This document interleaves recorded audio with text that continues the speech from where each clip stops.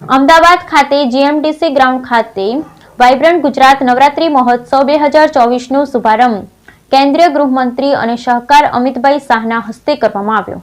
અમદાવાદના જીએમડીસી મેદાન ખાતે વાઇબ્રન્ટ ગુજરાત નવરાત્રી મહોત્સવ 2024નો શુભારંભ કરાવતા કેન્દ્રીય ગૃહમંત્રી અમિતભાઈ શાહે આરંભ કરાવ્યો। તેઓએ શારદીય નવરાત્રીને સમગ્ર દેશવાસીઓને શુભેચ્છા પાઠવતા જણાવ્યું હતું કે પ્રાચીન કાળથી માં શક્તિ, ભક્તિ અને આરાધનાના નવરાત્રીનો આ મહોત્સવ ઉજવવાની પરંપરા ચાલી આવે છે। વિશ્વમાં સૌથી લાંબો ચાલતો આ મહોત્સવ તંત્ર, મંત્ર, ધ્યાન, આરાધના, સાધના થકી સર્જન શક્તિ અને વિદ્યાના સંચયની આંતરિક તેમજ કૌટુંબિક જાગૃતિનો અવસર। તેઓએ શેરી ગરબાની વાત કરતા જણાવ્યું કે શેરી ગરબા પ્રથાનું મહત્વ ઓછું થવા લાગ્યું ત્યારે વડાપ્રધાન નરેન્દ્રભાઈ મોદીએ ગરબાનું મૂળ સ્વરૂપ જળવાઈ રહે તે માટે વાઇબ્રન્ટ ગુજરાત નવરાત્રી મહોત્સવની શરૂઆત કરાવી। આજે વડાપ્રધાન નરેન્દ્રભાઈ મોદીના સફળ નેતૃત્વ હેઠળ યુનેસ્કોએ પણ ગુજરાતના ગરબાને વૈશ્વિક સાંસ્કૃતિક ધરોહર તરીકે ઓળખ તરીકે સ્વીકારી।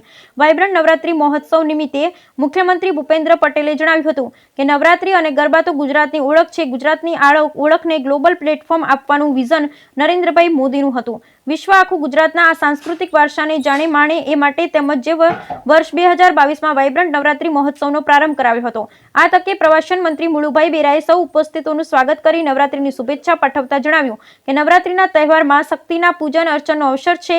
આ પ્રસંગે આરોગ્ય મંત્રી ઋષિકેશભાઈ પટેલ, કૃષિ અને પશુપાલન મંત્રી રાઘવજીભાઈ પટેલ, અમદાવાદના મેયર શ્રીમતી પ્રતિભાબેન જૈન, સાંસદ હસમુખભાઈ પટેલ અને દિનેશભાઈ મકવાણા, સ્થાનિક ધારાસભ્ય, મુખ્ય સચિવ શ્રી રાજકુમાર અધિક, મુખ્ય સચિવ પંકજ જોશી અને એમ.કે. દાસ સહિતના પદાધિકારી, અધિકારી તેમજ બહોળી સંખ્યામાં ભાવિકો તથા ખેલૈયાઓ ઉપસ્થિત રહ્યા હતા।